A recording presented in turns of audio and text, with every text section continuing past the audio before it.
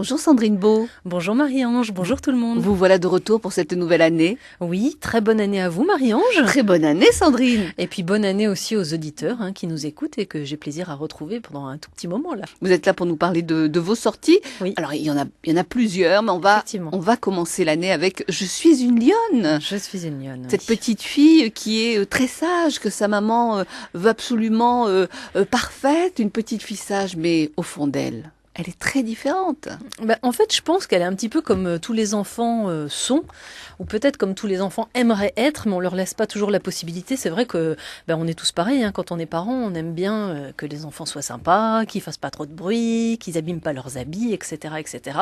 Sauf que quand on est un petit, généralement on est plein d'énergie, on a envie de faire plein de choses, et puis c'est ça effectivement. Les premières pages jouent sur ça. Maman voudrait que je sois comme ça, donc une petite fille lisse, et moi je suis comme ça. Et là on la voit.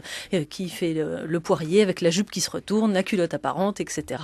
Et ça dure pendant plusieurs pages comme ça. Alors je ne sais pas de qui je me suis inspirée. Je sais que j'ai un petit garçon, mon petit Malou, qui est comme ça, assez à pas rester dans le cadre qu'on lui a fixé. Peut-être aussi que c'est lié à ma propre enfance. C'est-à-dire que moi j'ai toujours été une petite fille parfaite entre guillemets, mais une petite fille sage. Peut-être qu'il y a des moments où j'aurais bien aimé, comme cette petite Louise là de cette histoire, laisser rugir la lionne qui était en moi. Et moi je l'ai fait lire à ma fille qui a 10 ans et elle a adoré. Alors ça c'est une bonne nouvelle, je suis contente. Voilà, ça veut dire que ça peut toucher les tout petits comme les plus grands. Ouais, et c'est vrai qu'on a de très bons retours avec des parents qui disent oh là là, moi je le prends parce que c'est exactement ma fille, et puis ou alors oh là là, ils l'ont adoré, ils demandent toujours de la relire, donc ça fait très plaisir. Je peux peut-être vous raconter quelque chose que je trouve assez sympa, c'est comment est née l'histoire de ce livre. Alors en fait, moi j'avais écrit une histoire pour la presse qui était l'histoire d'un petit garçon qui avait des lunettes, nouvellement des lunettes parce qu'il voyait pas bien, et qui était très gêné par ses lunettes et qui avait peur d'aller à l'école parce qu'il imaginait que tout le monde allait se moquer de lui. Donc toute l'histoire parlait de ça, de la différence liée aux lunettes. Et à la fin, en fait, il était rassuré parce que la plus jolie fille de l'école, qui s'appelait Louise justement, arrivait elle aussi avec des lunettes, comme lui, des petites lunettes rouges, et lui, il avait des lunettes bleues. Et en fait, le magazine n'a pas voulu que ce soit une petite fille, elle a voulu que ce soit un autre petit garçon, qu'en fait ce soit deux copains et non pas un garçon et une fille. Et Gwenaëlle Doumont, donc, qui est l'illustratrice de ce livre, avait dessiné cette petite fille que je trouvais absolument craquante. C'est d'ailleurs le premier dessin du livre. Et je me suis dit, maintenant, on peut pas laisser cette petite fille sans histoire, c'est pas possible. Donc j'ai regardé ce dessin, je l'ai regardé, et pouf, d'un coup, l'histoire m'est venue, l'idée de l'histoire, et c'est comme ça que l'album a vu le jour. Alors justement, les illustrations, c'est simple, mais alors c'est efficace et c'est joli. Oui, alors elle a à la fois un trait hyper incisif, moi je trouve, plein de spontanéité, et puis à chaque fois, moi ça me fait hurler de rire. Enfin, vous avez vu la couverture, elle est trop drôle. Elle est la tête en bas, pour les gens qui ne voient pas, elle se regarde dans un miroir, elle est normale, mais sauf que là, dans le miroir, elle voit son image, la tête en bas, en train de faire une grimace. Donc elle a vraiment un trait que j'adore, et puis à chaque fois, les dessins sont très sobres.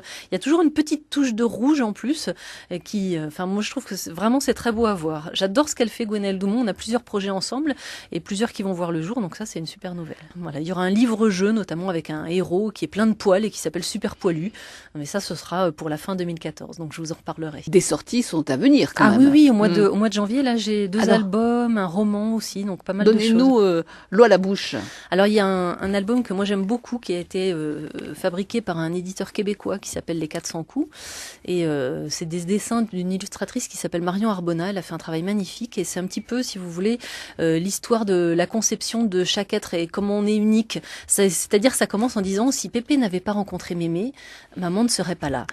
Si Papy n'avait pas rencontré Mamie, papa ne serait pas là. Et si papa et maman s'étaient pas rencontrés à ce moment-là, s'ils s'étaient pas aimés, moi, le petit enfant qui lit cette histoire, je ne serais pas là. Et donc le titre, c'est Quelle sacrée chance quand on y pense, parce qu'il y avait 1 milliard de possibilités pour que ça se passe comme ça. On rappelle le titre de ce livre. Alors c'est Je suis une lionne, donc avec des illustrations de Gwenaëlle Doumont, et c'est paru aux éditions Philomèle. À très bientôt Sandrine. À très bientôt Marie-Ange, merci.